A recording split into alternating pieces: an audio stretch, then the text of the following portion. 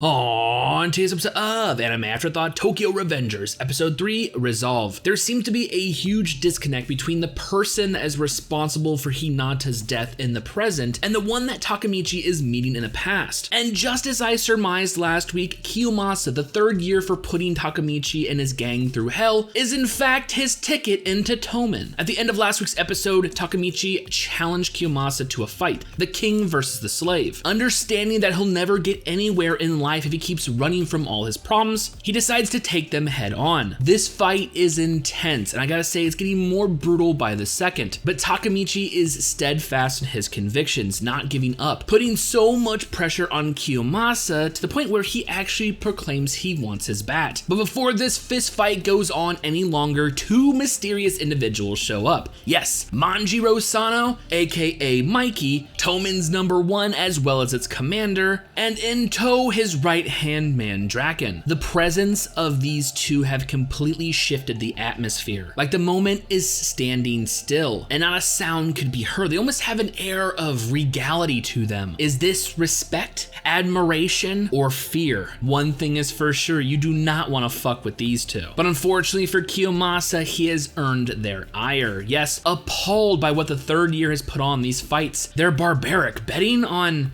middle schoolers fighting each other? This is not what Toman stands for. This is beneath them. And this is where we get to see both Draken and Mikey in action. Someone who brought Takemichi to the brink of death was so effortlessly dispatched. While Draken's stomach kick was due to Kiyomasa's disrespect towards the leader of Toman, on the other hand, Mikey's barrage of attacks seems to be due to Kiyomasa's slight, his solely of the name of Toman. But in all fairness, this was not a fight. It was a one-sided massacre. Kiyomasa stood no chance against Toman's #1. So now that the king's been dethroned, what about the slave? It looks like Mikey has taken an interest in Takemichi, or Takemichi is how he's calling him now. Yes, he's already earned some kind of nickname from Toman's #1. Now I know the goal was to get into Toman to eventually get close to one of its leaders, but my god, starting out level 1 meeting the end boss character, talk about skipping a few chapters, but I gotta say, I'd rather have this dude as a friend than an enemy. A statement that we both might regret as we see the next day as Takemichi is back at school, there seems to be some unwanted visitors. Yes, Mikey and Draken are showing up to take Takemichi for a little rendezvous.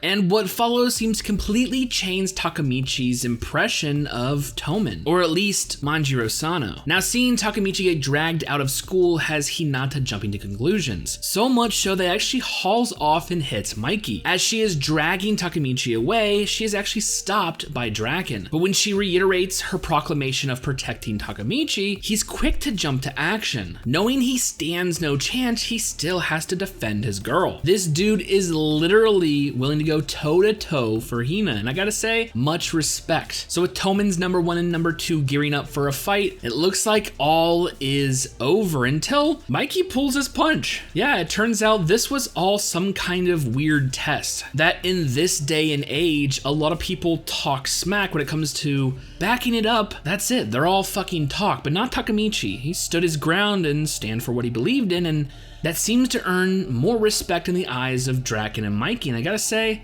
my eyes as well. As the misunderstanding is quickly resolved, Hinata gives up her date with Takemichi to allow him and his friends to go have their little chat. One which sheds a new light on Mikey, as well as the creation of Toman itself. See, he idolizes his older brother. Back in the golden day of Japanese delinquents, there was a level of respect, of admiration. These are the days that Mikey yearns for. That's why Toman was established. This completely shakes Takemichi to his core. This is not a killer. How can a man so admired and respect and have such convictions be responsible for such a tragic and horrifying incident? It just doesn't make sense. Right now, Takemichi is conflicted, but little does he know his walk home of contemplation will have a fateful encounter. It seems unbeknownst, or at least unrecognizable to him, he has in fact met the second leader of Toman, its future number number 2 Kazuki. And if that evil fucking grin is any indication, this motherfucker is